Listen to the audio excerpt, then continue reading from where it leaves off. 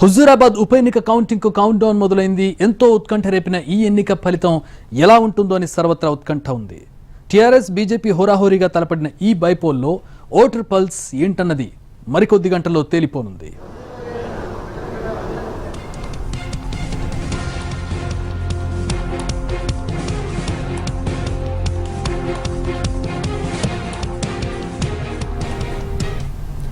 ఈసారి హుజూరాబాద్లో రికార్డు స్థాయిలో పోలింగ్ నమోదైంది.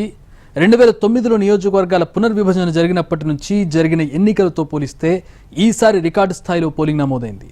హుజూరాబాద్ అసెంబ్లీ సెగ్మెంట్ ఏర్పడ్డాక 2009లో అప్పటి నుంచి ఇప్పటి వరకు ఎంత పర్సెంటేజ్ పోలింగ్ నమోదైంది ఒకసారి మనం ఈ చార్ట్లో చూడొచ్చు. 2009లో 71.32గా నమోదైంది. 2010లో చూసినట్లయితే మనకి 72.30, 2014 ఎన్నికల్లో 77.32, 2018 మొన్న జరిగినటువంటి ఎన్నికల్లో చూసినట్లయితే 84.42. వీటన్నిటికీ మించి ఉప ఎన్నికలో మొన్న జరిగినటువంటి ఎన్నికల్లో 86.64% నమోదైంది. మొన్న బైపోల్లో 2021 గత 2 రోజుల క్రితం జరిగినటువంటి ఎన్నికలో 86.64 రికార్డు స్థాయి పోలింగ్ శాతం నమోదైంది హుజూరాబాద్లో. హుజూరాబాద్ 2009 నుంచి 2021 వరకు మనం డీటెయిల్స్ చూస్తూ ఉన్నాం. పోలింగ్ పర్సంటేజ్ ఏ మేరకు నమోదైంది అనేది ప్రతిసారి పెరుగుతూ వచ్చినటువంటి పోలింగ్ శాతం మొన్న రికార్డు స్థాయిలో నమోదైంది 86.64%గా.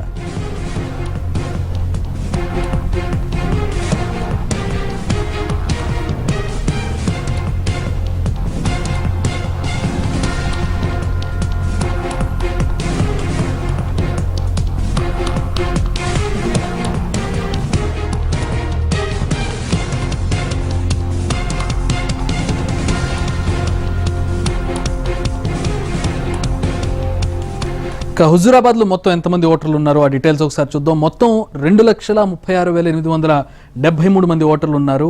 మొన్న పోలైనటువంటి ఓట్లు చూసినట్లయితే 2,05,236 మంది ఓటు హక్కు వినియోగించుకున్నారు. ఇంత భారీ స్థాయిలో జరిగిన ఓటింగ్లో విజేత ఎవరు అనేది ఈ పోలింగ్ పర్సంటేజ్ నిర్ణయిస్తబోతోంది. ఈ పెరిగిన పర్సంటేజ్ ఎవరికి అనుకూలంగా ఉంది, ఎవరి ఓట్లు ఎవరికి కన్వర్ట్ అయ్యాయనేది తేలాల్సి ఉంది. సాయంత్రం 7 గంటల తర్వాత కూడా పోలింగ్ జరుగుతూనే ఉన్నటువంటి పరిస్థితి కొన్ని పోలింగ్ బూతుల్లో నెలకొని ఉంది. దీంతో భారీ స్థాయిలో పోలింగ్ జరిగింది అని ముందుగానే అంచనా వేశారు. 5 గంటల వరకు ఉన్నటువంటి శాతానికి 10% అదనంగా నమోదైంది. తర్వాత 2 గంటలు 5 నుంచి 7 గంటలు 7 గంటల తర్వాత కూడా 1 గంట పాటు కొన్ని బూతుల్లో పోలింగ్ జరుగుతూనే ఉన్నటువంటి పరిస్థితి.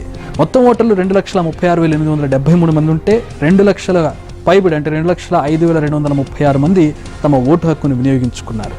ఒక బైపోల్లో ఈ మేరకు పర్సంటేజ్ నమోదవడం అనేది ఒక రికార్డుగానే చెప్పుకోవచ్చు. సాధారణంగా బైపోల్ అంటే ఓటర్లకి కాస్త అంత ఎగ్జైట్మెంట్ ఉండదు. ఎగ్జైట్ అయ్యి వచ్చి ఓటు వేసేటటువంటి ఓటర్ తక్కువగా ఉంటారు సాధారణ ఎన్నికలతో పోల్చుకుంటే.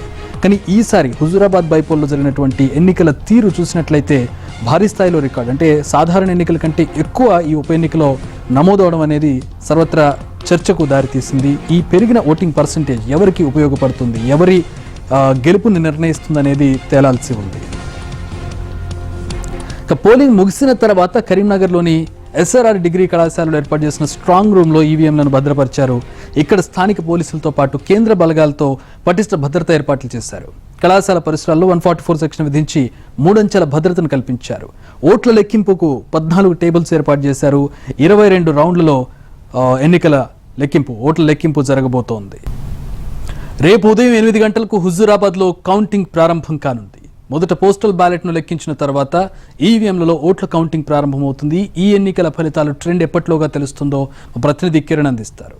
కిరణ్, కౌంటింగ్ సంబంధించి అన్ని రకాల ఏర్పాట్లు చేస్తున్నారు అధికారులు. ముఖ్యంగా 22 రౌండ్లు 14 టేబుల్పై ఈ లెక్కింపు అనేది కొనసాగుతుంది. రేపు ఉదయం 8 గంటల నుంచి మొదలయ్యే కౌంటింగ్ రేపు సాయంత్రం 5 గంటల వరకు ఉండవచ్చని అధికారులు అయితే అంచనా వేస్తున్నారు. ముఖ్యంగా హుజూరాబాద్ ఉప ఎన్నిక చాలా ప్రెస్టేజ్గా తీసుకుని అన్ని రాజకీయ పార్టీలు ఈ నేపథ్యంలో కౌంటింగ్పై సరళిపై కూడా పూర్తి స్థాయిలో నివేదికలు ఇచ్చే విధంగా కూడా అధికారులకు దిశానిర్దేశం చేయడం జరిగింది. ఇప్పటికే హుజూరాబాద్ ఉప ఎన్నికకు సంబంధించి అన్ని పార్టీల అభ్యర్థులు కూడా గెలుపుపై ధీమా వ్యక్తం చేస్తున్నారు. ప్రధాన పార్టీ అభ్యర్థులు ఈ నేపథ్యంలో కౌంటింగ్ జరగనున్న ప్రక్రియ పూర్తి స్థాయిలో కూడా చాలా జాగ్రత్తగా చేయాల్సి ఉందని అధికారులకు కూడా పై స్థాయిలో ఎన్నికల కమిషన్ నుంచి కూడా ఆదేశాలు అందాయి. ఈ నేపథ్యంలో హుజూరాబాద్ ఉప ఎన్నికకు సంబంధించి అన్ని రకాల ఏర్పాట్లు అయితే ముమ్మరంగా చేస్తున్నారు జిల్లా యంత్రాంగం. ముఖ్యంగా సిబ్బంది ఏదైతే ఉందో విధుల్లో పాల్గొనే కౌంటింగ్లో పాల్గొనే సిబ్బందికి సంబంధించి ఇప్పటికే వాళ్ళకి ర్యాపిడ్ టెస్టులు కూడా నిర్వహించడం జరిగింది. దాని తర్వాత వాళ్ళ యొక్క ఆరోగ్య పరిస్థితులు కూడా తెలుసుకున్న తర్వాత లోనకి ఎలవ్ చేస్తామని చెప్పేసి ఉన్నతాధికారులు చెప్తున్నారు. మైక్రో అబ్జర్వర్లు ప్రత్యేక అధికారులు సెక్టార్ వైజ్గా కూడా పెట్టడం జరిగింది. వీరితో పూర్తి స్థాయిలో నివేదికలు ఎప్పటికప్పుడు తీసుకునే అవకాశం ఉంది. ఫలితాలు వెలువడుతున్న తరుణంలో ఎక్కడా కూడా ఎటువంటి చిన్న పొరపాట్లు జరగకుండా ఇప్పటికే రాజకీయ నాయకులు కావచ్చు, అభ్యర్థులు కావచ్చు, మిగతా సంబంధించినటువంటి ఏజెంట్లు కావచ్చు, వాళ్ళందరితో కూడా ఇప్పటికే సమీక్ష నిర్వహించడం జరిగింది. ఈ ఎన్నికల్లో ఏ విధంగా అయితే ప్రశాంతంగా జరిగా అలాగే కౌంటింగ్లో కూడా ఎటువంటి ఇబ్బంది పెట్టొద్దు అని చెప్పి వాళ్ళకి సమీక్షలో కూడా తెలపడం జరిగింది. ఉన్నతాధికారులు అలాగే మైక్రో అబ్జర్వర్లు, కలెక్టర్, సిపి అందరూ కూడా ఇక్కడే ఉండి ప్రత్యక్ష భద్రత నడుమ కూడా ఈ యొక్క కౌంటింగ్ చేసే విధంగా అన్ని రకాల ఏర్పాట్లు అయితే చేస్తున్న పరిస్థితి. మొదటి నుంచి హుజూరాబాద్ ఉప ఎన్నిక చాలా ప్రతిష్టాత్మకంగా తీసుకున్నాయి ప్రధాన పార్టీలు. ఈ నేపథ్యంలో రేపు జరగనున్న కౌంటింగ్కి సంబంధించి ప్రభుత్వం కూడా అన్ని రకాల ఏర్పాట్లు చేస్తుంది. ఎన్నికల కమిషన్ ఆధ్వర్యంలో మైక్రో అబ్జర్వర్లు కూడా ఇక్కడే ఉండి అన్ని సమీక్షిస్తున్న పరిస్థితి. సీసీ కెమెరాల భద్రత నడుమ ఈ యొక్క కౌంటింగ్ అయితే కొనసాగనుంది. ఇప్పటికే ఉదయం 8 గంటల నుంచి మొదలయ్యేటటువంటి ఈ యొక్క కౌంటింగ్ ప్రక్రియ 8:30 వరకు 758 పోస్టల్ బ్యాలెట్లు లెక్కిస్తారు. ఆ తర్వాత ఈవీఎంలు లెక్కించనున్నారు. బరిలో 30 మంది అభ్యర్థులు ఉన్నారు కాబట్టి ఎక్కువ మంది పోటీలో ఉండడంతో కొంత కౌంటింగ్ కూడా లేట్ అయ్యే అవకాశం ఉంది. బరిలో ఉన్న అభ్యర్థులకు కూడా కౌంటింగ్పై ఎప్పటికప్పుడు అప్డేట్ ఇచ్చే విధంగా వాళ్ళ ఒక ఎన్ని ఓట్లు వచ్చాయని తెలిపే విధంగా కూడా ప్రత్యేకమైన అధికారులు కూడా ఉండడం జరుగుతుంది. 14 టేబుల్లో ఒక్కో రౌండ్కు 30 నిమిషాల సమయం పట్టనుంది. హుజూరాబాద్ మండలంలోని తొలి పోలింగ్ స్టేషన్ పోతిరెడ్డిపేట పిఎస్ నుండి పిఎస్ నెంబర్ 2 నుండి లెక్కింపు ప్రారంభమై PS number 305 polling station Kamalapur మండలంలోని చెమ్మునిపల్లి వరకు కూడా లెక్కింపు ప్రక్రియ సాగేలా అన్ని రకాల ఏర్పాట్లు చేశారు. ఇప్పటికే ఉప ఎన్నిక ఓట్ల కౌంటింగ్ సిబ్బందికి శిక్షణ ఇవ్వడం జరిగింది. అలాగే 5 వీవీ ప్యాడ్స్లోని స్లిప్పులను కూడా లెక్కించి ballot unit, control unit VV ప్యాడ్లను లెక్క సరిగా ఉందే లేదా అని పర్యవేక్షణ అనంతరం లెక్కింపు అయితే కొనసాగనుంది. ఇటు హుజూరాబాద్ ఉప ఎన్నిక కౌంటింగ్ అటు రాజకీయ వర్గాల్లో ఇటు ప్రజల్లో కూడా చర్చకు దారితీసింది. రేపే ఓట్ల లెక్కింపు ఉండడంతో నియోజకవర్గంలోని మండలాల వారీగా, గ్రామీణ వారీగా అన్ని పార్టీలు, ప్రజలు కూడా చర్చించుకున్న పరిస్థితి. గత కొన్ని నెలలుగా చేపట్టిన ప్రచారాలు తగినట్లుగా ఓటర్లు ఎలా ఆదరణ చూపించారు అనే దానిపై కూడా అందరూ కూడా ఆలోచన చేస్తున్న పరిస్థితి. అప్పటి వరకు ఆయా ప్రాంతాల వారీగా మనదే ఆధిక్యం అనుకున్న వారంతా కూడా ప్రస్తుతం ఓట్ల లెక్కింపు ఫలితాల అనంతరం కొంత రాజకీయ పరిణామాలు కూడా మారే అవకాశాలు కూడా ప్రధానంగా కనిపిస్తున్న తరుణంలో ఓట్ల ఫలితాల కోసం ఎదురు చూస్తున్న పరిస్థితి ప్రస్తుతం కనపడుతుంది.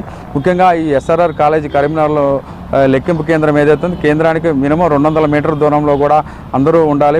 ఈ 200 మీటర్ల లోపల ఎవరు వచ్చినా కూడా 144 సెక్షన్ అమల్లో ఉందని చెప్పేసి పోలీసులు కూడా ఇప్పటికే చెప్తున్నారు. 3 అంచెల భద్రత నడుమ ఈ యొక్క కౌంటింగ్ అయితే కొనసాగనుంది. కౌంటింగ్కి సంబంధించి అందులో పాల్గొనేటువంటి ఉద్యోగస్తులు కావచ్చు, మిగతా పోలింగ్లో పాల్గొన్న ఏజెంట్లు ఇక్కడికి వచ్చి కౌంటింగ్లో పాల్గొంటారు కాబట్టి వాళ్ళకు కూడా కోవిడ్ నేపథ్యంలో అన్ని రకాల చర్యలు ఉంటాయని చెప్పి అధికారులు అయితే చెప్తున్న పరిస్థితి అయితే కనపడుతుంది. ఇది ఇక్కడ పరిస్థితి సంపత్తో కిరణ్, కరీంనగర్. 2009లో నియోజకవర్గం ఏర్పడినప్పటి నుంచి టీఆర్ఎస్కు కంచుకోటగా ఉంది హుజూరాబాద్. 2010లో జరిగిన బైపోల్లో 79,000కు పైగా ఓట్ల మెజారిటీతో టీఆర్ఎస్ గెలిచింది. ఇక తెలంగాణ ఏర్పడిన తర్వాత 2014లో జరిగిన ఎన్నికల్లో 57,000 పైచిలుకు 57,037 టు బి ప్రిసైజ్ ఆ స్థాయిలో వచ్చాయి. 2018 మనం చూసినట్లయితే 43,719 ఓట్లకు తగ్గింది.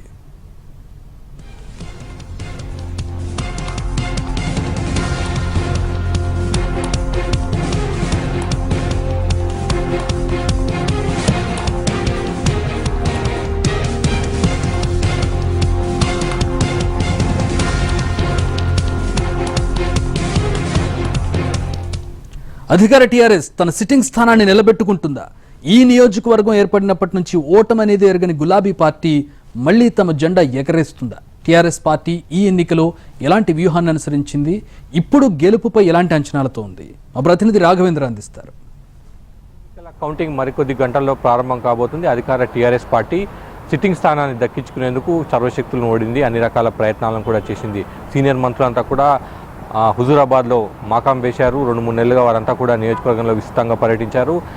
ఈటల రాజేందర్ రాజీనామా చేసిన తర్వాత ఖచ్చితంగా ఆ స్థానాన్ని దక్కించుకోవాలని టీఆర్ఎస్ పార్టీ నిర్ణయం తీసుకుంది. అందుకు తగ్గట్టుగా వ్యూహాలను రచిస్తూ అమలు చేస్తూ వస్తుంది. మండలాల వారిగా పార్టీ బాధ్యతలకు అప్పగించింది. అప్పటి నుంచి బాట్లపై ఇచ్చిన ఎమ్మెల్యేలు పార్టీ ముఖ్య నేతలంతా కూడా ఆయా మండలాల్లో విస్తృతంగా పర్యటించారు. పార్టీ శ్రేణులను ఉప ఎన్నికలకు సిద్ధం చేసిన పరిస్థితి. హోరాహోరీగా జరిగిన ఎన్నికల ప్రచారంలో టీఆర్ఎస్ పార్టీ అభ్యర్థి గెలు శ్రీనివాస్ గెలుపు కోసం పార్టీ శ్రేణులను కూడా గట్టిగా ప్రయత్నాలు చేశాయి. సామాజిక సమీకరణాలను అంచనా వేసిన టీఆర్ఎస్ పార్టీ ఖచ్చితంగా గెలు శ్రీనివాస్ బలమైన అభ్యర్థి అవుతారన్న అంచనా కూడా వేసింది. బీసీ సామాజిక వర్గానికి చెందిన గెలు శ్రీనివాస్ను అభ్యర్థిగా ప్రకటించారు. ఎన్నికల ప్రచారాన్ని కూడా చాలా సీరియస్గా టీఆర్ఎస్ పార్టీ నిర్వహించింది. ఎట్టి పరిస్థితుల్లో కూడా ఈ స్థానాన్ని దక్కించుకోవాలన్న ఆలోచనతో పావులు కలిపింది. ఈ నేపథ్యంలోనే మంత్రులంతా కూడా అక్కడ విస్తృతంగా పర్యటనలు చేశారు. పార్టీ శ్రేణులను ఉత్సాహపరిచారు. అదే సమయంలో అక్కడ ఉన్న సమస్యల పరిష్కారాన్ని కూడా మంత్రులు ముందడుగు వేసిన పరిస్థితి. మొత్తం మీద మాత్రం ఖచ్చితంగా హుజూరాబాద్ ఉప ఎన్నికలో గెలవాలన్న అంశానికి సంబంధించిన టీఆర్ఎస్ పార్టీ సీరియస్గా ఫోకస్ పెట్టింది. అయితే రకరకాల అంశాలను ఎప్పటికప్పుడు అంచనా వేసిన టీఆర్ఎస్ పార్టీ అంత తగ్గట్టుగా వ్యూహాలను రచిస్తూ అమలు చేస్తూ వస్తుంది. ప్రత్యర్థిగా ఉన్న ఈటల రాజేందర్ ఎట్టి పరిస్థితుల్లో కూడా ఈ ఎన్నికల్లో గెలవనీయకుండా ఉండేందుకు అన్ని రకాల ప్రయత్నాలను కూడా టీఆర్ఎస్ పార్టీ చేసింది. పోలింగ్ సమయానికి సంబంధించి పోలింగ్ రోజు కూడా పథకాల లబ్ధిదారులందరూ కూడా ఖచ్చితంగా ఓటు వేసే టీఆర్ఎస్ పార్టీ అభ్యర్థి గెలు శ్రీనివాసు గెలుపు ఖాయమన్న అంచనా కూడా టీఆర్ఎస్ పార్టీ వచ్చింది. ఈ నేపథ్యంలో వీలైనంత వరకు పథకాల లబ్ధిదారులందరూ కూడా పోలింగ్ స్టేషన్ వైపు వచ్చేలా అవసరమైన చర్యలు జాగ్రత్తలు కూడా తీసుకున్న పరిస్థితి. ఇప్పటికైతే రకరకాల ప్రచారాలు జరుగుతూ వస్తున్నాయి. ఏ పార్టీకి గెలిచే అవకాశం ఉన్న అంశానికి సంబంధించి కూడా రాజకీయ వర్గాల్లో విస్తృతమైన చర్చ జరుగుతూ వస్తుంది. రికార్డు స్థాయిలో హుజూరాబాద్లో ఎన్నడూ లేని విధంగా రికార్డు స్థాయిలో పోలింగ్ శాతం నమోదైంది. ఇది ఎవరికి కలిసి వస్తుందన్న అంశానికి సంబంధించి కూడా రాజకీయ పార్టీల్లో చర్చ జరుగుతుంది. టీఆర్ఎస్ పార్టీ వరకు మాత్రం ఖచ్చితంగా గెలుస్తామన్న ధీమా పార్టీ శ్రేణుల్లో పార్టీ వర్గాల్లో వ్యక్తమవుతూ వస్తుంది. ఖచ్చితంగా సైలెంట్ ఓటు జరిగిందన్న ధీమాతో ఆ పార్టీ శ్రేణులనే పార్టీ నాయకులు కూడా ఉన్నారు. అయితే ఈవీఎంలు ఓపెన్ చేసి కౌంటింగ్ మొదలుపెట్టిన తర్వాత ఎవరి అంచనాలు ఏమైనా అంశానికి సంబంధించి కూడా కొంత క్లారిటీ వచ్చే అవకాశం కూడా కనిపిస్తుంది. మొత్తం మీద మాత్రం టీఆర్ఎస్ పార్టీ అన్ని రకాల ప్రయత్నాలు చేసింది. హుజూరాబాద్ ఖచ్చితంగా సిట్టింగ్ స్థానాన్ని దక్కించుకోవాలి, తమ ఖాతాలో వేసుకోవాలని టీఆర్ఎస్ పార్టీ చాలా కృషి చేసింది. అయితే హుజూరాబాద్ ఓటర్లు ఎవరివైపు మొగ్గు చూపుతారన్నది కూడా మనం చూడాల్సి ఉంటుంది. కేవలం రాజ్ కుమార్తో కలిసి రాఘవేంద్ర, ఎన్టీవీ. హుజూరాబాద్ ఉప ఎన్నికలో బీజేపీ అవకాశాలు ఎలా ఉన్నాయి? ఈ ఉప ఎన్నిక బీజేపీ అభ్యర్థి ఈటల రాజేందర్కి ఎంత ప్రత్యేకం? తొలిసారి ఇక్కడ కాషాయ జెండా ఎగురుతుందా? హుజూరాబాద్లో కమలం పార్టీ వ్యూహాలు ఫలిస్తాయా అనే దానిపై పూర్తి వివరాలు విశ్లేషణ మా ప్రతినిధి మహేష్ అందిస్తారు. భరితంగా సాగిన హుజూరాబాద్ ఉప ఎన్నిక ఫలితం మరి గంటల్లో వెలువడనుంది. ఈ ఫలితం తమకు అనుకూలంగా ఉంటుందని బీజేపీ నేతలు విశ్వాసాన్ని వ్యక్తం చేస్తున్నారు. అన్ని సర్వేలు కూడా ఎగ్జిట్ పోల్ సర్వేస్ అన్ని కూడా తమకు అనుకూలంగానే తీర్పు రాబోతుందనేటువంటి విషయాన్ని స్పష్టం చేశాయని, అదేవిధంగా తమ యొక్క అంతర్గత సర్వేలో కూడా తాము చేసినటువంటి సర్వేలో కూడా తమకి అనుకూలంగా ఓట్లు పడుతున్నాయి. బీజేపీ భారీ మెజారిటీతో గెలుస్తుంది. అదేవిధంగా తమ అభ్యర్థి ఈటలకి ప్రజల యొక్క మద్దతు భారీగా ఉందన్నటువంటి విషయాన్ని వారు చెప్తున్నటువంటి పరిస్థితి. అన్ని ప్రాంతాల్లో కూడా ఏవైతే 306 పోలింగ్ స్టేషన్లు ఉన్నాయో అన్ని ప్రాంతాల్లో కూడా బీజేపీకి లీడ్ వస్తున్నటువంటి విశ్వాసాన్ని వారు వ్యక్తం చేస్తున్నారు. ఏదైతే పోలింగ్ ఏజెంట్లుగా ఉన్నటువంటి పార్టీ కార్యకర్తల యొక్క ఫీడ్బ్యాక్ కూడా అన్ని 306 పోలింగ్ స్టేషన్ సంబంధించినటువంటి ఫీడ్బ్యాక్ కూడా తీసుకోవడం జరిగింది. ఏ బూత్లో ఎన్ని ఓట్లు వస్తాయనేటువంటి విషయాన్ని కూడా తమకు వస్తాయనేటువంటి విషయాన్ని కూడా తీసుకోవడం జరిగింది ఏజెంట్ల ద్వారా. ఓవరాల్గా తీసుకున్నట్లయితే బీజేపీకి తమ వ్యక్తుల ద్వారా వచ్చినటువంటి రిపోర్టు ప్రకారం 30,000కు పైగా మెజారిటీతో గెలుస్తామనేటువంటి విశ్వాసాన్ని వారు వ్యక్తం చేస్తున్నారు. ఒక సర్వే రిపోర్ట్లో కూడా 20% తేడాతో బీజేపీకి ముందంజలో ఉంది అనేటువంటి విషయం స్పష్టం చేసినటువంటి నేపథ్యంలో ఎట్టి పరిస్థితుల్లో కూడా తాము వెనుకపడేటువంటి అవకాశమే లేదన్నటువంటి విశ్వాసంతో ఈరోజు బీజేపీ నేతలు కనిపిస్తున్నారు. ఈరోజు జరిగినటువంటి బీజేపీ సమావేశంలో కూడా పదాధికారుల సమావేశం తర్వాత జరిగినటువంటి జిల్లా ఇన్ఛార్జీలు జిల్లా అధ్యక్షుల సమావేశంలో కూడా హుజూరాబాద్ ఉప ఎన్నికపైన చర్చ జరిగింది. ఉప ఎన్నిక జరిగిన తీరుపైన కూడా ఈ సమావేశంలో సమీక్షించారు. అధికార పార్టీ వివరించిన ఆ తీరుపైన కూడా ఈరోజు జరిగినటువంటి సమావేశాల్లో అభ్యంతరాలు వ్యక్తం చేయడం జరిగింది. ఒక ప్రభుత్వం ఎన్ని రకాలుగా ఒక ఉప ఎన్నిక కొరకు గెలుపడేసేందుకు కొరకు ప్రయత్నాలు చేయాలో అన్ని రకాలుగా ప్రయత్నాలు చేసినప్పటికీ కూడా అక్కడ ఉన్నటువంటి ప్రజలు ఈటలకే పట్టం కట్టారనేటువంటి విషయాన్ని వారు ఈరోజు జరిగినటువంటి మీటింగ్లో ప్రస్తావించినటువంటి నేపథ్యం ఏవైతే రాష్ట్ర ప్రభుత్వము కానీ లేకపోతే టీఆర్ఎస్ నేతలు కానీ కేంద్ర ప్రభుత్వ విధానాలు కానీ బీజేపీని కానీ విమర్శించేటువంటి ప్రయత్నం చేసినప్పటికీ కూడా అక్కడ ఉన్నటువంటి స్థానిక ప్రజలు వీటిని కూడా పట్టించుకోకుండా ఈటల మీద ఉన్నటువంటి అభిమానంతో అదేవిధంగా బీజేపీ చేసినటువంటి ప్రచారంతో ఈరోజు బీజేపీ వైపునే అక్కడ ఉన్నటువంటి ప్రజలు మొగ్గు చూపారు. కార్యకర్తలు కూడా ఏదైతే ఈటల రాజేందర్ రాజీనామా చేసినప్పటి నుండి అక్కడ బీజేపీ సంబంధించినటువంటి ముఖ్యమైనటువంటి కార్యకర్తలందరూ కూడా మకం వేయడం జరిగింది. ఆ రోజు నుంచే ప్రచారం చేసినటువంటి నేపథ్యం 5 నెలల పాటు బీజేపీ సుదీర్ఘంగా ప్రచారం చేసింది. చివరి రోజుల్లో బీజేపీ సంబంధించినటువంటి స్టార్ కంపెనీల యొక్క ప్రచారం కూడా తమకు కలిసి వచ్చింది. కిషన్ రెడ్డి కావచ్చు, మురళీధర్రావు కావచ్చు, బండి సంజయ్ కావచ్చు, డికే అరుణ కావచ్చు, విజయశాంతి కావచ్చు, వీళ్ళందరూ కూడా పెద్ద స్థాయిలో ప్రచారం నిర్వహించడం, గ్రామాల్లో పర్యటనలు చేయడం కూడా అక్కడ ఉన్నటువంటి ప్రజల్లో ఒక విశ్వాసాన్ని కల్పించేటువంటి ప్రయత్నం కూడా బీజేపీ తరఫున చేసినటువంటి నేపథ్యంలో ప్రజలు అందరూ కూడా బీజేపీ వైపుకే మొగ్గు చూపారు. ఈరోజు అధికార పార్టీకి వ్యతిరేకంగా అధికార పార్టీ చేసినటువంటి ప్రభుత్వ వైఖరికి నిరసనగా ఈరోజు బీజేపీ వైపుకే వారు మొగ్గు చూపారు అనేటువంటి విషయాన్ని ఈరోజు బీజేపీ నేతలు వ్యక్తం చేస్తున్నారు. కెమెరామెన్ అశోక్తో మహేష్, ఎన్టీవీ, హైదరాబాద్. హుజూరాబాద్లో మరో జాతీయ పార్టీ కాంగ్రెస్ది విచిత్రమైన పరిస్థితి. ఇక్కడ గతంలో 60,000కు పైగా ఓట్లు వచ్చాయి. అయితే ఈసారి బీజేపీ టీఆర్ఎస్ మధ్య ఎన్నిక హోరాహోరీగా జరిగింది. మరి రేపటి ఫలితాల్లో కాంగ్రెస్ పార్టీ కనీసం డిపాజిట్ అయినా దక్కించుకుంటుందా? కాంగ్రెస్లో ఈ ఫలితంపై ఎలాంటి అంచనాలున్నాయో మా ప్రతినిధి చారి అందిస్తారు. మరికొన్ని గంటల్లో హుజూరాబాద్ ప్రజలు ఎవరికి పట్టం కట్టారనే దానికి సంబంధించి క్లారిటీ రాబోతుంది. కౌంటింగ్ సంబంధించినటువంటి ప్రక్రియ కూడా ఇప్పటికే పూర్తి స్థాయిలో ఏర్పాట్లు జరిగాయి. అయితే పార్టీలన్నీ కూడా పూర్తి స్థాయిలో ఎవరికి వారు తమ వ్యూహాలని ఎత్తుగడలను అవలంబించారు. అధికార టీఆర్ఎస్ పార్టీ, బీజేపీ పార్టీ పోటాపోటీగా ఎన్నికల ప్రచారాన్ని నిర్వహించి అలాగే ఓటర్ల ప్రలోభానికి సంబంధించినటువంటి అంశంలో కూడా రెండు పూర్తి స్థాయిలో నజర్ పెట్టినటువంటి పరిస్థితి కనబడుతుంది. ఎప్పుడైతే ఈటెల రాజేందర్ రాజీనామా చేశారో ఆ రాజీనామా చేసినప్పటి ఈటెల రాజేందర్ జనంలోకి వెళ్ళడం, అలాగే టీఆర్ఎస్ కూడా ఎన్నికల ప్రచారాన్ని అప్పటి నుంచే మొదలుపెట్టినటువంటి నేపథ్యంలో మొదటి నుంచి కూడా హుజూరాబాద్ ఎన్నికల్లో నువ్వా నేనా అనే స్థాయిలోనే టీఆర్ఎస్ అలాగే బీజేపీ పార్టీలు తన ప్రచారాన్ని నిర్వహించాయి. ఎన్నికల్లో కూడా అలాంటి వ్యూహాన్ని అనుసరించాయి. అయితే ఇక కాంగ్రెస్ పార్టీ పరిస్థితి ఏంటి, కాంగ్రెస్ పార్టీకి డిపాజిట్ అయినా వస్తుందా అనే ఒక చర్చ మాత్రం ప్రస్తుతం కనపడుతుంది. ఎందుకంటే పోలింగ్ సరళి కావచ్చు, పోలింగ్ రోజు జరిగినటువంటి వివిధ రకాల అంశాలన్నీ కావచ్చు, వీటన్నిటిలో ఎవరికి ఎక్కువ పట్టం కట్టబోతున్నారు హుజూరాబాద్ ప్రజలు అనే దానికి సంబంధించినటువంటి చర్చ జరుగుతుంది.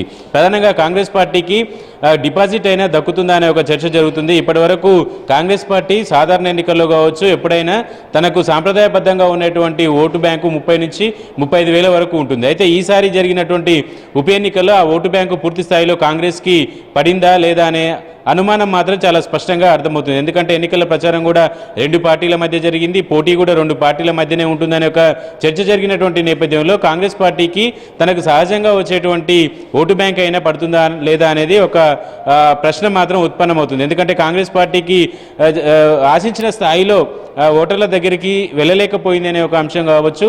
అయితే సుమారు డిపాజిట్ అయినా వస్తుందా లేదా, డిపాజిట్ వస్తే కనీసం పార్టీ పరువైనా నిలబడుతుందేమనే ఒక చర్చ కూడా జరుగుతున్నటువంటి నేపథ్యంలో ఉప ఎన్నికలకు సంబంధించినటువంటి పోలింగ్ సరళి కావచ్చు ఇతర అంశాలన్నింటినీ పరిశీలిస్తే కాంగ్రెస్ పార్టీకి సంబంధించినటువంటి ఓటు బ్యాంకు కూడా కొంత క్రాస్ అయిందనే ఒక చర్చ కూడా వినపడుతుంది. రాజకీయ విశ్లేషకులు, సర్వేలన్నీ కూడా ఇలాంటి అంశాన్ని ప్రధానంగా ప్రస్తావిస్తూ వస్తున్నటువంటి నేపథ్యంలో తమ పార్టీకి అనుకున్నటువంటి ఓటు బ్యాంకు కనీసం డిపాజిట్ అయినా దక్కుతుందా అనే ఒక చర్చ మాత్రం కాంగ్రెస్ శ్రేణిలో కనబడుతుంది.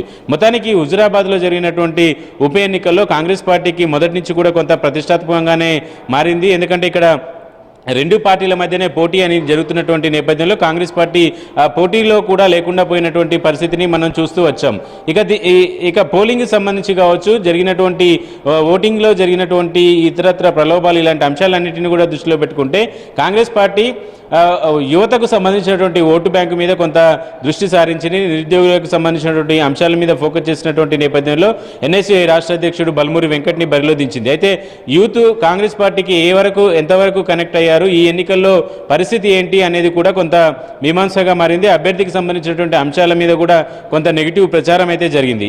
మొత్తానికి హుజూరాబాద్ ఎన్నికల్లో కాంగ్రెస్ పార్టీ పరిస్థితి ఏంటి, తనకు ఉన్నటువంటి సాంప్రదాయమైనటువంటి ఓటు బ్యాంక్ అయినా పడుతుందా, కనీసం డిపాజిట్ అయినా దక్కుతుందా, ఇలాంటి అంశాలన్నీ కూడా కాంగ్రెస్ పార్టీని వేధిస్తున్నాయి. ఎందుకంటే ఈ కొత్తగా వచ్చినటువంటి పీసీసీ వచ్చిన తర్వాత జరిగినటువంటి పోలింగ్ కాబట్టి అటు బయట వచ్చేటువంటి టాక్ ఒక ఎత్తు అయితే సొంత పార్టీలో కూడా ఇబ్బంది కలిగే అవకాశం ఉంటుంది. ఎందుకంటే పీసీసీ చీఫ్గా రేవంత్ రెడ్డి వచ్చిన తర్వాత జరిగినటువంటి ఉప ఎన్నికల్ని సజావుగా చేశారా, ఎన్నికల్లో కాంగ్రెస్ పార్టీ ఆశించినటువంటి ఓటును రాబట్టారా, లేదంటే కాంగ్రెస్ కాంగ్రెస్ పార్టీ చేసినటువంటి ప్రయత్న లోపాలు ఏంటి అనేది బయటి వాళ్ళకంటే సొంత పార్టీలో ఉన్నటువంటి నాయకులే ఎక్కువ ప్రశ్నించే అవకాశం ఉంటుంది. కాబట్టి ఈ రకమైనటువంటి సమస్య కూడా కాంగ్రెస్ పార్టీకి లేకపోలేదు.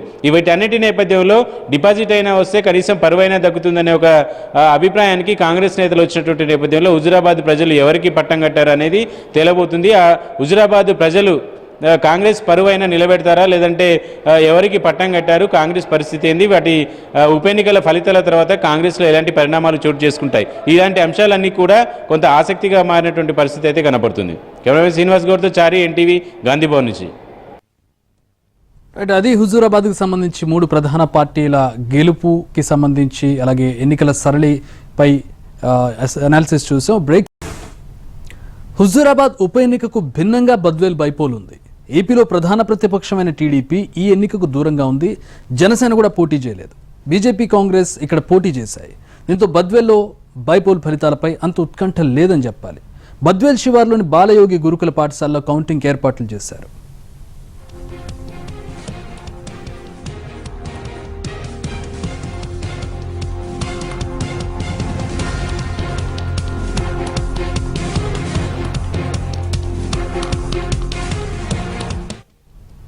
బద్వేల్లో వైసీపీ అభ్యర్థిగా దివంగత ఎమ్మెల్యే వెంకట సుబ్బయ్య భార్య సుధను బరిలో దింపారు.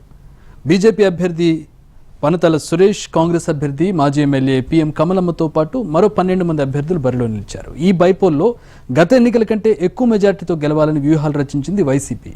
అయితే వర్షం కారణంగా ఇక్కడ అనుకున్న స్థాయిలో పోలింగ్ జరగలేదు.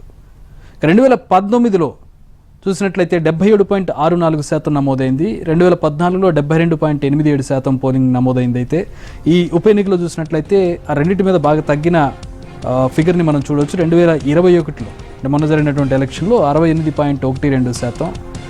దీంట్లో ఒకటి వైసీపీ బలంగా కనపడడం, అలాగే ప్రధాన ప్రతిపక్షమైనటువంటి టీడీపీ కావచ్చు, జనసేన లాంటి కీలకమైన పార్టీలు బరి నుంచి తప్పుకోవడంతో ఓటర్లలో కూడా కాస్త ఆసక్తి తగ్గింది. అలాగే టీడీపీకి ఉండేటటువంటి ఒక ఓట్ బ్యాంక్ ఏదైతే ఉంటుందో ఓట్ బ్యాంక్ సంబంధించిన వారు కూడా ఓటు వేయడానికి వెళ్ళి ఉండకపోవచ్చు. అలాగే వాతావరణం కూడా సహకరించలేదు. భారీ వర్షాలు కురుస్తున్నాయి గత కొద్ది రోజులుగా బద్వేల్లో. ఈ నేపథ్యంలో పోలింగ్ పర్సంటేజ్ తగ్గినట్లుగా విశ్లేషకులు అంచనా వేస్తూ ఉన్నారు. మొత్తం బద్వేల్ నియోజకవర్గంలో ఓట్లు ఎన్నున్నాయో చూసినట్లయితే 2,15,292 మొత్తం ఓటర్లు ఉన్నాయి. అలాగే పోలైనవి మొన్న పోలైనటువంటి చూసినట్లయితే 1,46,562 మంది తమ ఓటు హక్కును వినియోగించుకున్నారు బద్వేల్లో. బద్వేల్లో గత ఎన్నికల్లో 44,734 ఓట్లతో వైసీపీ గెలిచింది. 2014లో చూసినట్లయితే 9,502, 2019లో 44,734. మరి మొన్న జరిగినటువంటి ఉప ఎన్నికలో ఏ స్థాయిలో మెజారిటీ వస్తుంది? టీడీపీ, జనసేన కూడా పోటీలో లేకపోయేసరికి ప్రస్తుతం వైసీపీ మెజారిటీ మీద ఎక్కువ దృష్టి పెట్టింది. వారు వన్ సైడ్ అయినప్పటికీ ఏ స్థాయిలో గెలుపు ఉంటుంది అనేది వైసీపీ అంచనాలు వేసుకుంటూ ఉంది. ఇక బీజేపీ తనకు తగ్గ ఎఫర్ట్స్, తనకు తగ్గ ప్రయత్నం చేసినప్పటికీ ఎన్ని ఓట్లు వస్తాయి బీజేపీకి అనేది కూడా ఇక్కడ ప్రశ్నార్థకంగా మారింది. ఈసారి బైపోల్లో 50,000కు పైగా మెజారిటీ రావాలని వైసీపీ నేతలకు టార్గెట్ పెట్టారు సీఎం జగన్మోహన్ రెడ్డి. అయితే వర్షం కారణంగా పోలింగ్ తగ్గడంతో మెజారిటీ అంత వస్తుందా అనేది చూడాలి. రేపటి కౌంటింగ్పై వైసీపీ అంచనాలకు సంబంధించి పూర్తి వివరాలు మా ప్రతినిధి రెహానా అందిస్తారు. బద్వేల్ అసెంబ్లీ నియోజకవర్గ ఫలితాలు మరికొద్ది గంటల్లోనే వెలువడనున్నాయి. రేపు ఉదయం 8 గంటలకు కౌంటింగ్ ప్రక్రియ ప్రారంభం కానుంది. అక్టోబర్ 30వ తేదీన జరిగిన ఎన్నికలకు దాదాపు 69% ఓటింగ్ నమోదైంది. అయితే గత ఎన్నికల్లో 2019లో జరిగిన ఎన్నికలతో పోల్చుకున్నట్లయితే ఓటింగ్ ఈసారి తగ్గింది. గత ఎన్నికల్లో 77% ఓటింగ్ నమోదైంది. దీంతో వైఎస్ఆర్సీపీకి సంబంధించి ప్రధాన అభ్యర్థులుగా 15 మంది బరిలో ఉన్నా కూడా వైఎస్ఆర్సీపీ, అదేవిధంగా బీజేపీ, కాంగ్రెస్ మాత్రమే ప్రధాన పార్టీలకు సంబంధించిన అభ్యర్థులుగా పరిగణించాల్సి ఉంటుంది. ఇది వైఎస్ఆర్సీపీ సిట్టింగ్ స్థానము. గత ఎన్నికల్లో గెలిచిన వైఎస్ఆర్సీపీ నుంచి గెలిచిన అభ్యర్థి వెంకట సుబ్బయ్య మృతితోటి ఆయన సతీమణి డాక్టర్ సుధాను వైఎస్ఆర్సీపీ రంగంలోకి దింపింది. అయితే అక్కడ ప్రధాన ప్రతిపక్షం టీడీపీ మద్దతుగా సానుభూతితోటి ఎన్నికల బరిలో లేకపోయినా కూడా ఎన్నికల వేళ పోలింగ్ సమయంలో బీజేపీకు మద్దతు ఇచ్చారు అని వైఎస్ఆర్సీపీ ఆరోపిస్తోంది. ఈ నేపథ్యంలో వైఎస్ఆర్సీపీ గెలుపు ఖాయంగానే కనిపిస్తున్నా కూడా మెజారిటీ ఎంత అనేది కీలకమైన చర్చగా ఉంది. గత ఎన్నికలో వైఎస్ఆర్సీపీకి 44,000 మెజారిటీ వచ్చింది. అయితే ఈసారి మాత్రం పార్టీ అధినేత ముఖ్యమంత్రి వైఎస్ జగన్మోహన్ రెడ్డి పార్టీ శ్రేణులకు 1,00,000 మెజారిటీ రావాలని టార్గెట్ పెట్టినట్టుగా పార్టీ వర్గాలు చెప్తా ఉన్నాయి. ఈ నేపథ్యంలో నమోదైన ఓటింగ్ పర్సెంటేజ్ చూసుకున్నట్లయితే మరి పార్టీ నిజంగానే 1,00,000 మెజార్టీ వస్తుందా అనేదే ఇప్పుడు ఉత్కంఠ రేపుతోంది. అయితే గత ఎన్నికల్లో వచ్చిన 44,000 మెజార్టీ కంటే ఖచ్చితంగా ఎక్కువ వస్తాయని మాత్రం పార్టీ వర్గాలు ఆశాభావం వ్యక్తం చేస్తా ఉన్నాయి. ఇక ఎన్నికకు సంబంధించిన పార్టీ వ్యూహాలు చూసుకున్నట్లయితే సీనియర్ మంత్రి పెద్దిరెడ్డి రామచంద్రారెడ్డికి ఎన్నికలకు సంబంధించి ఓవరాల్ రెస్పాన్సిబిలిటీ ఇచ్చారు. ప్రతి మండలానికి ముఖ్య నాయకులని అదేవిధంగా ఎమ్మెల్యేలని కూడా బరిలో దింపింది వైఎస్ఆర్సీపీ.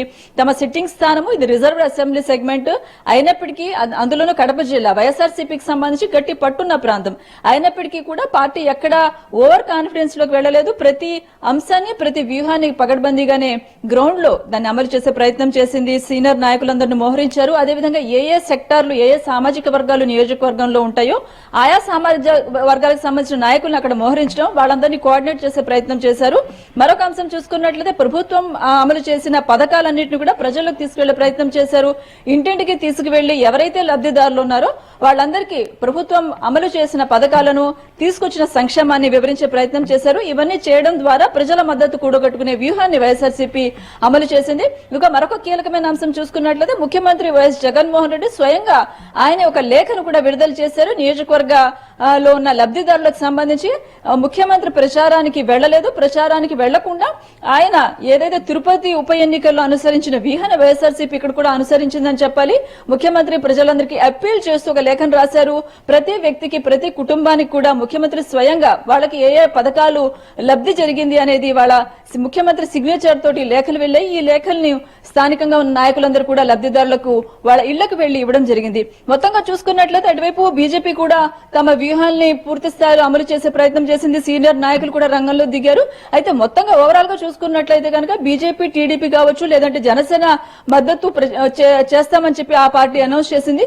ఈ అన్ని ఈక్వేషన్స్ ఏ రకంగా ఉన్నా కూడా వైఎస్ఆర్సీపీ నియోజకవర్గానికి సంబంధించి గట్టు హోల్డ్ ఉందని చెప్పాలి. సామాజిక వర్గ ఈక్వేషన్ లో కావచ్చు, ప్రభుత్వం తీసుకొచ్చిన పథకాలు కావచ్చు, మొత్తంగా కడప జిల్లా మీద పట్టు కావచ్చు.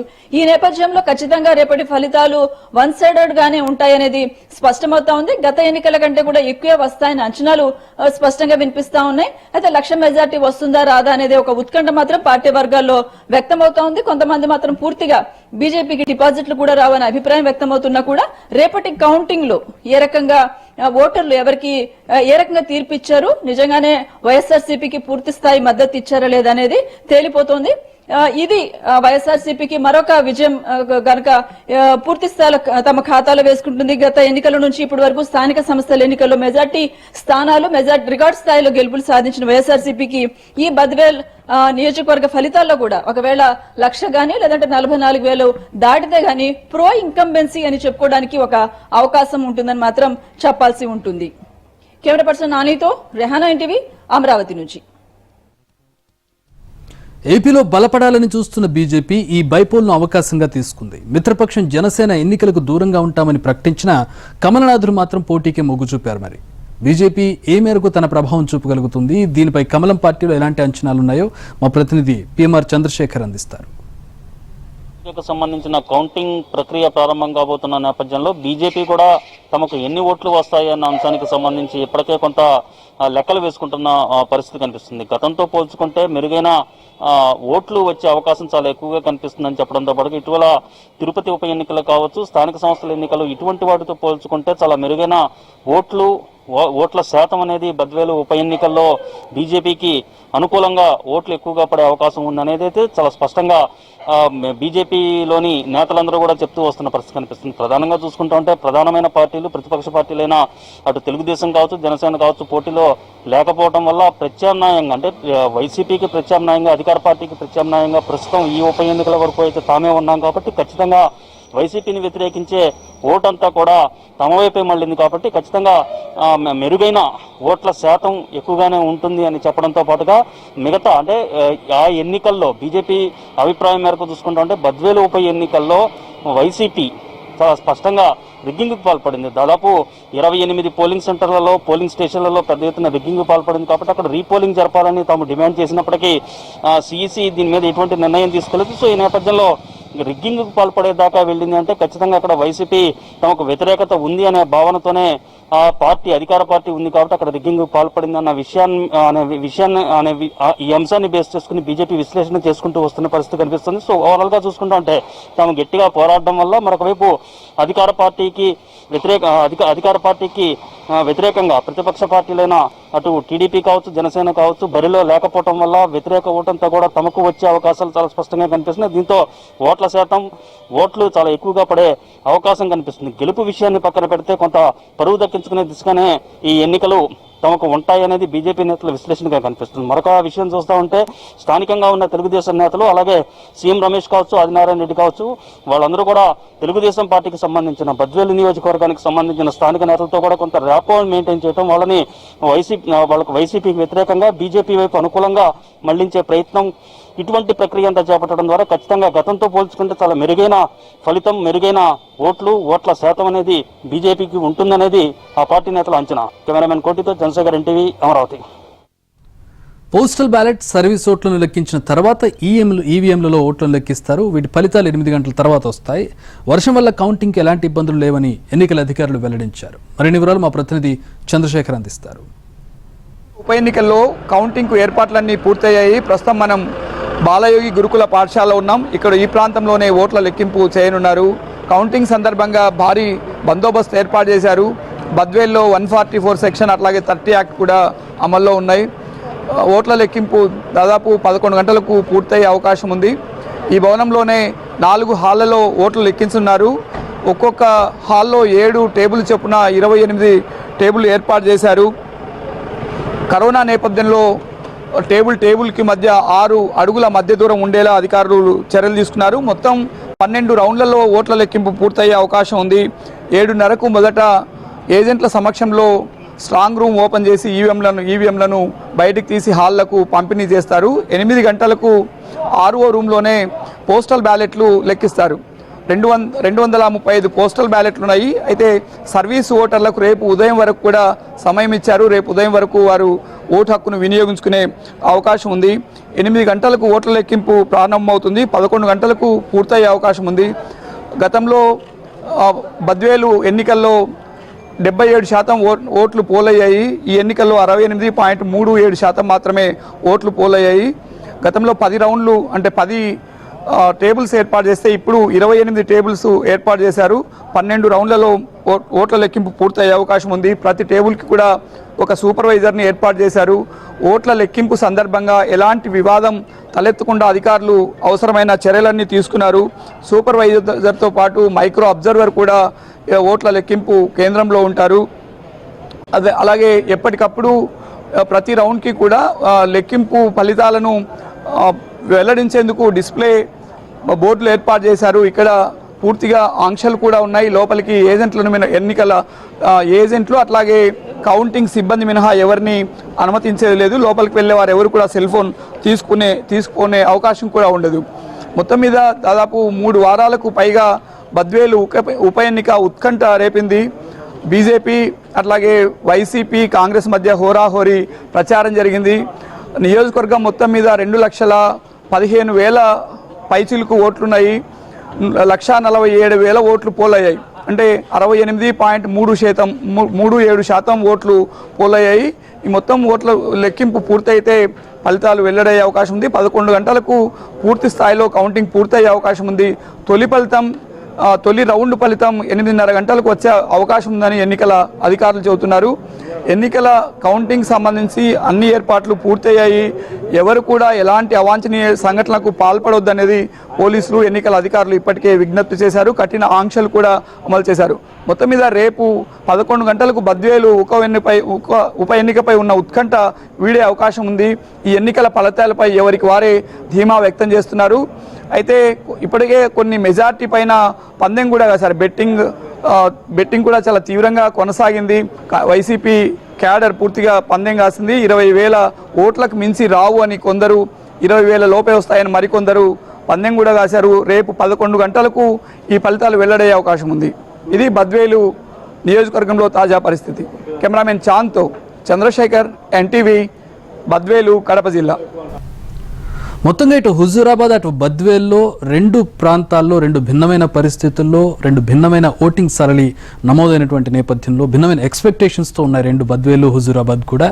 ఇక్కడ ఎవరు విజయం నమోదు చేస్తారు, ఏ స్థాయిలో విజయం నమోదు చేస్తారు, ఎవరికి ఓటర్లు పట్టం కట్టబోతూ ఉన్నది రేపు తేలిపోబోతోంది. రేపు ఉదయం ప్రారంభం కాబోయేటటువంటి ఓటింగ్ సరళి ఓటింగ్ లెక్కింపుకు సంబంధించి 10-11 గంటలకి ట్రెండ్స్ అనేవి తెలిసిపోతాయి. ప్రధానంగా ఈ రెండు నియోజకవర్గాల ఉప ఎన్నికలకు సంబంధించి హుజూరాబాద్ మీదే పూర్తి కాన్సన్ట్రేషన్ నెలకొని ఉంది. ఎందుకంటే బద్వేల్ వన్ సైడ్ వార్గా కనబడుతోంది. హుజూరాబాద్లో మాత్రం ఎగ్జిట్ పోల్స్ వచ్చినటువంటి నేపథ్యంలో ఎవరు గెలుస్తారు, పెరిగిన పోలింగ్ శాతం ఎవరికి లాభదాయకం కాబోతూ ఉంది, దీని తర్వాత పరిణామాలు ఏ విధంగా ఉండబోతున్నాయన్న నేపథ్యంలో హుజూరాబాద్ మీదే సర్వత్రా ఉత్కంఠ నెలకొని ఉంది. మరి రేపు 10-11 గంటల కల్లా ఒక ట్రెండ్ అనేది తెలిసిపోతుంది. ఎవరు విజయ్ బావుట ఎగరవేయబోతూ ఉన్నారనేది తేలిపోబోతూ ఉంది.